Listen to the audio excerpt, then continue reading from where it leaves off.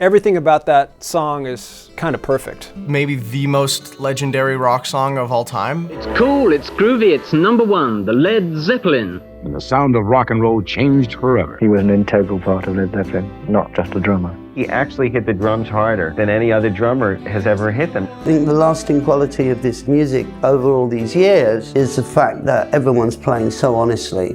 He was amazing, John Bonham. What I'd learnt about John Bonham, that he could be really effective if he came in somewhere down the line on the song. When he finally does enter, it's so satisfying. What he played, it was absolutely the perfect part. John Bonham could play the drums with surprising sophistication or deceptive simplicity, but he always hit with such force that he left audiences stunned. I was keen to do something which had an acceleration to it. Certain things, you need that natural push and pull. There's a good reason why Stairway to Heaven is considered one of the greatest rock songs ever written. It's powerful, dynamic, and packed with emotion. But here's the thing, while most people talk about the guitar solo or the mystique of the lyrics, it's John Bonham's drumming that really gives Stairway its momentum and energy. It's true he holds off for over 4 minutes, but when the drums enter, the entire song changes. His playing isn't just about keeping time, it's about feel, space, and power. Bonham knows exactly when to stay out of the way and when to unleash those huge drum fills and grooves that have inspired drummers for generations. Join us as we dive into the genius of Stairway to Heaven.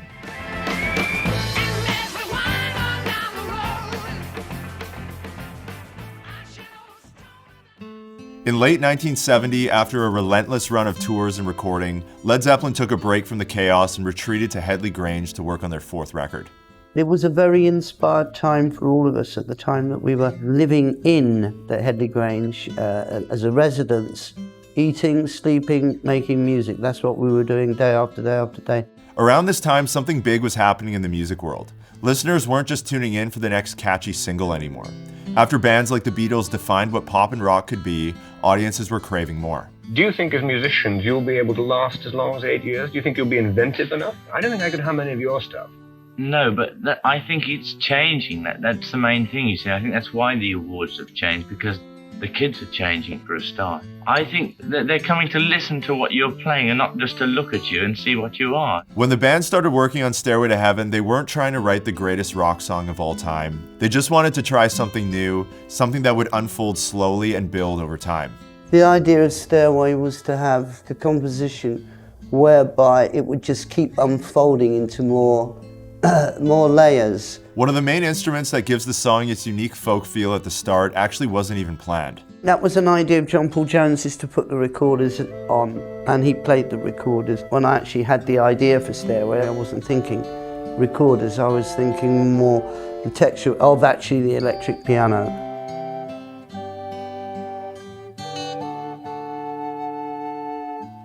A big part of what makes this song so powerful isn't just the music, it's the lyrics. They dive into themes like fate, choice, and destiny. And over time, those lyrics have taken on a deeper meaning, especially for Robert Plant. My contribution was to write lyrics and to sing a song about fate and something very British. But they were coming out of the mind of a 23-year-old guy, you know. And as time goes on, you may find another period of your life has got a little bit more substance or is more relative later on down the line, you know. Now, if you're a drummer listening to Stairway to Heaven, the first half might feel pretty quiet. What I'd learnt about John Bonham, that he could be really effective if he came in somewhere down the line on the song. That showed incredible restraint to let the band go through 3 or 4 verses or whatever before even entering. The patience and restraint that he has, knowing full well of what he's capable of. Another thing, like Bonham, who has chops for days, also knows when to lay back. Bonham's drum entrance is precise and one of the most memorable parts of the song. What he played, it was absolutely the perfect part. And when the drums come in finally, it's just great. And so everything is starting to open up on this map. And all of this stuff was planned, you know, it wasn't just an accident or everyone chipping in. It was just, it really was a sort of design. Unlike other Zeppelin songs, Stairway isn't packed with relentless bass drum grooves or busy drum fills, but that's exactly what makes these drum parts so impactful. Take the first full verse where the drums come in. You'll notice right away he starts playing with dynamics, adding ghost notes and sneaky accents into those subtle snare drum fills. If there's a bustle in your hedgerow, don't be alone there. It's just a sprinkling for the May Queen. From there, Bonham makes a subtle shift. He moves over to the ride and locks into a groove that's full of space and dynamics. You'll hear ghost notes sneak in as the chorus builds, and Bonham also starts shifting his accent placement in the fills, laying into the ride cymbal at times, and adding some subtle variations that keep you engaged through the entire section.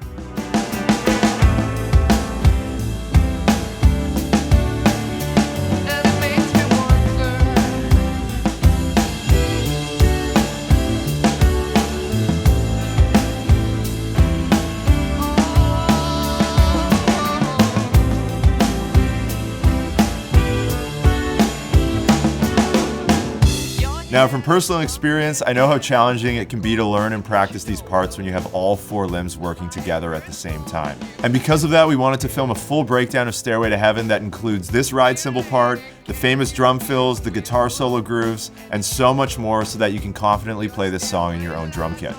You and I will practice each part together slowly, build up the tempo, and you'll be able to follow along with all the on-screen notation the entire time. We've also done this with our Genius of Tom Sawyer, Chop Suey, and Numa episodes, and tons of drummers are getting their practice time in and making some noise behind the kit. So if you want to check out these lessons, you can click the link down in the description, and you can try them out for free over on Musora.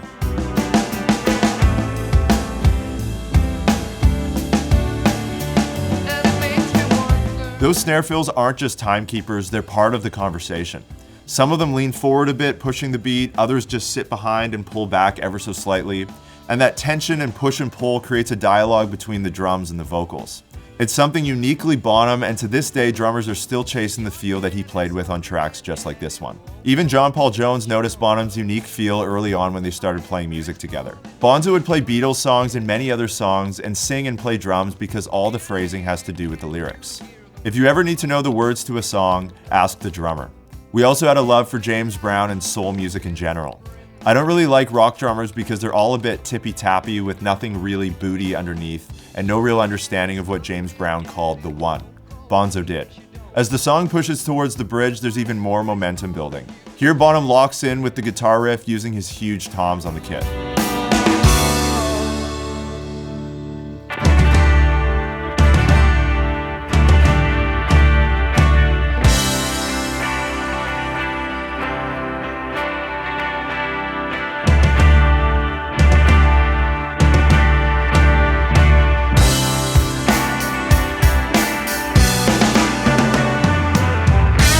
So as you may know, there's a lot of debate around this part and the phrasing of the bridge, and here's how Mike Portnoy described it. I still to this day don't know how to count the setup to the guitar solo. Bonham had this knack for making really strange things feel so natural. What is it? Where is the one? Where is the feel? And then he and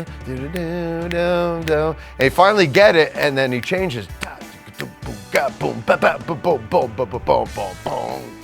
But just when you think you knew where it was going, it goes someplace completely different. And man, that's the beauty. John Bonham was just the king. Now, a lot of people think this entire section is in odd time signatures, and sure, you can write it out like that, and it looks pretty ridiculous when you're jumping between bars of 3, 5, 7. It does make sense when you consider where the chord changes are and where the cymbal crashes are, but you can write this all out in 4/4 as well, which makes life a lot easier. And now we're into Jimmy Page's guitar solo where things really take off, and that's what we're going to dive into next.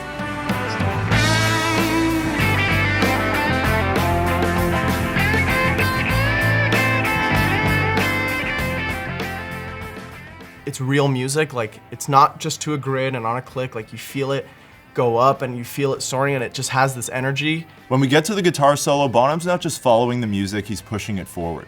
You can hear him start building a more detailed groove, all while locking in with the bass in this super syncopated way. And if you listen closely, you'll start to catch those signature doubles on the bass drum creeping in. They're subtle at first and a little bit tough to hear in the studio version, so we've transcribed straight off the isolated drum track so we get all those details that Bonham played. And then Bonham launches into two of the most iconic drum fills in the entire Led Zeppelin catalog. The first one happens around the 6-minute and 20-second mark, where Bonham's using a hybrid rudiment called the Herta. It's this rapid-fire burst of notes that adds a really rolling feel to the fill.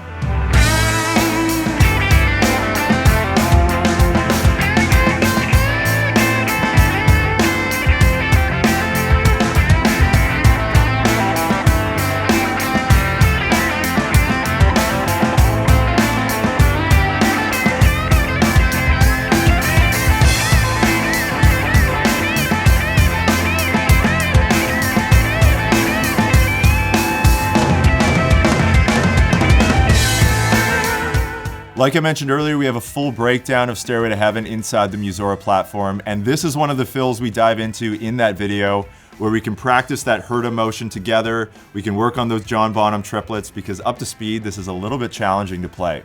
So if you want to check that out, you can click the link down in the description and you can try it out for free. Just a few bars later, Bonham hits us with another epic fill. This time it's all about flams on the snare paired with 2 kick drums in between.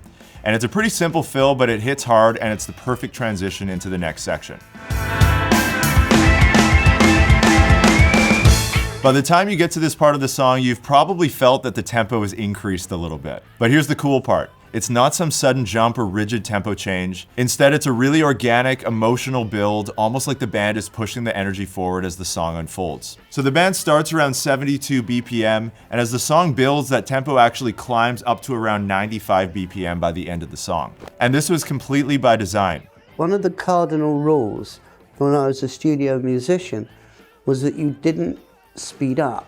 And I was keen to do something which had an acceleration to it, not only from the musical point of view, but from the lyricist, so that the whole thing would start to gain a momentum as it went through. So it wasn't just a monotone piece. And by that, I actually mean that it would subtly speed up.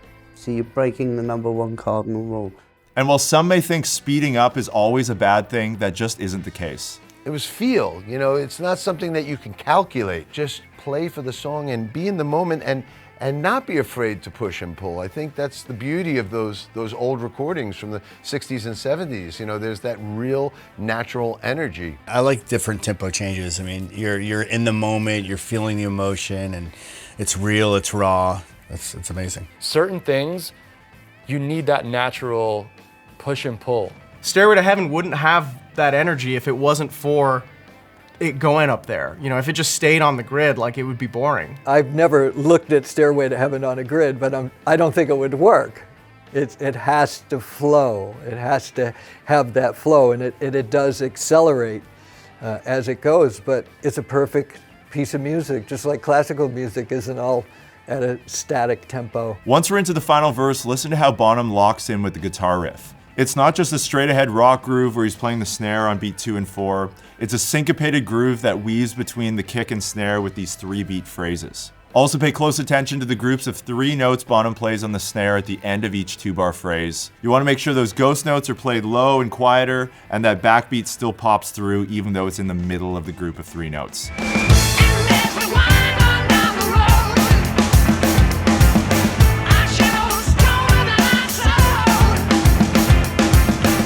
And then we get to the end of the final verse where Bonham shifts gears again. We have these huge cymbal crashes with these snare drum fills, and at times it almost sounds like the recording is going to clip because Bonham's playing those cymbals with so much power. This is Bonham creating a finale that's powerful, spacious, and unforgettable.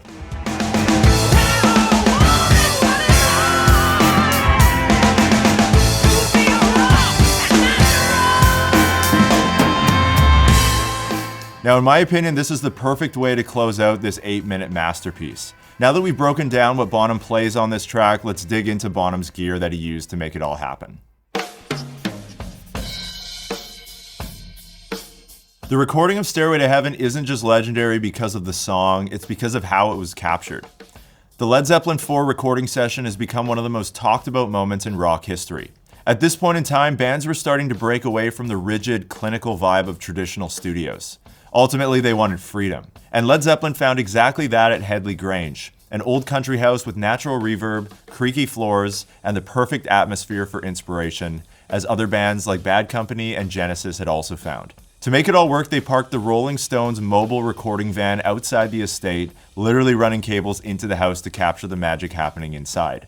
So this is the Rolling Stones mobile truck. It's gold for the old audiophile. It is fantastic sounding. The Stairway to Heaven session wasn't just another day at the studio, it was one of the most intricate recordings Zeppelin had tackled up to that point. This song is packed with layers, textures, and a wide range of instruments that gives it that epic, evolving sound. But I know what you're really here for. You want to know what drums John used on Stairway to Heaven. Now, there is some speculation as to the exact kit Bonham used on Stairway to Heaven, but the best account we have of what he used on this track comes from the book Beast, which came out a few years ago. And it talks about how after some big paychecks in the late 60s, Bonham bought his iconic sparkle green Ludwig kit, which replaced his maple kit. He used a 26 by 14 inch bass drum, and he paired it with a 14 by 12 rack tom and 2 floor toms. The first was a 16 by 16, and the second was an 18 by 16.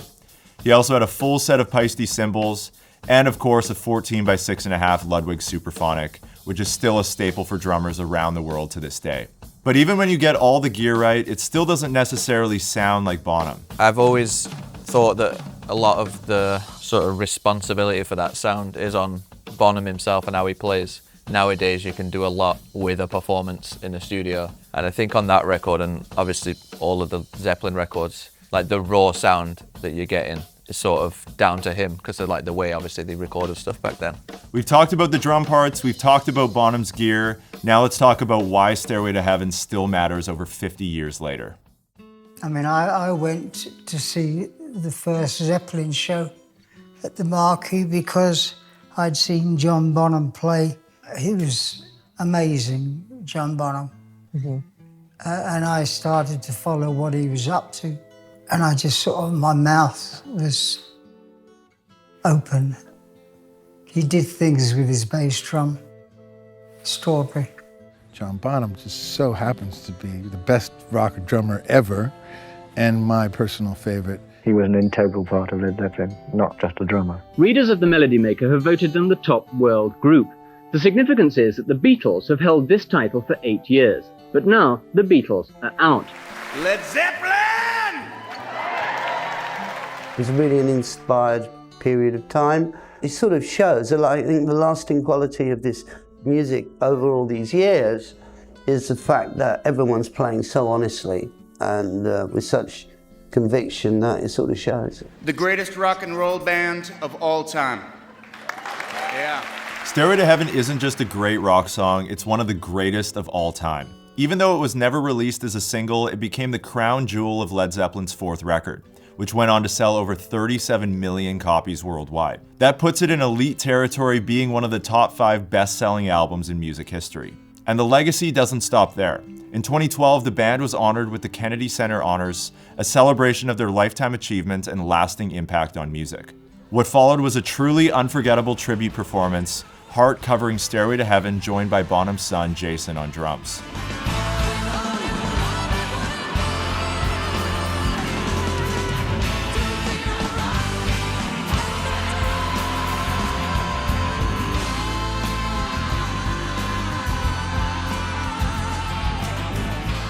Watching him carry his father's torch in front of the surviving 3 members of Zeppelin is one of those full circle moments.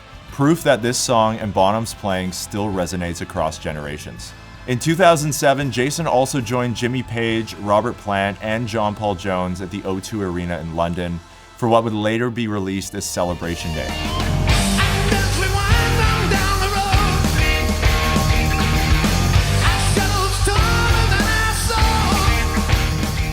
Jimmy Page once explained that, "I thought Stairway crystallized the essence of the band.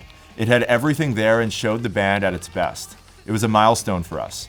Every musician wants to do something of lasting quality, something that will hold up for a long time." Led Zeppelin's Stairway to Heaven, you know, another monster performance. The drumming on that song is just pure perfection. The drumming on everything John Bonham ever did is just pure perfection. Led Zeppelin was like the first real band that I got into and I obsessed over John Bonham. Like, he's one of my biggest drum heroes. I suppose I could talk about any Led Zeppelin thing and how much I love it, you know.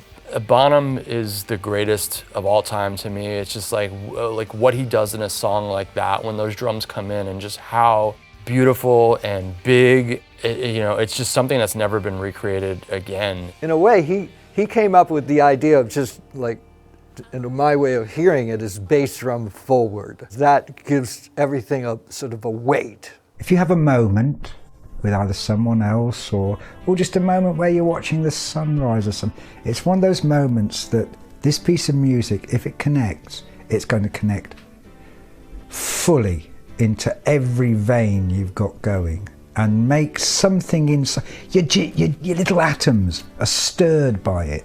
Your being. It's one of those songs that actually connects with your being. Well, there you have it, the genius of Stairway to Heaven, a song that's more than just a rock classic, it's a rite of passage for drummers. What John Bonham did on this track wasn't about speed, chops, or complexity, it was about feel. He didn't just play drums, he told a story. Every groove, every fill, and every rest had purpose. So before you go, make sure you leave a comment below and let me know one thing that you've learned from listening to Stairway to Heaven and John Bonham's drumming. And also stay tuned for the next episode in the Genius of series, where we're diving into Enter Sandman by Metallica and what makes Lars Ulrich's drumming on that track so important. We also have a full breakdown of Stairway to Heaven inside the Musora platform, where you and I can practice every single part we've covered in this video slowly together. We'll increase the tempo incrementally, and we'll have all the notation on screen so you can get every single part locked in. If you want to check it out, the link is going to be down in the description, and you can try 7 days to Musora for free. And with that, thank you so much for watching, and we'll see you in the next video. Cheers.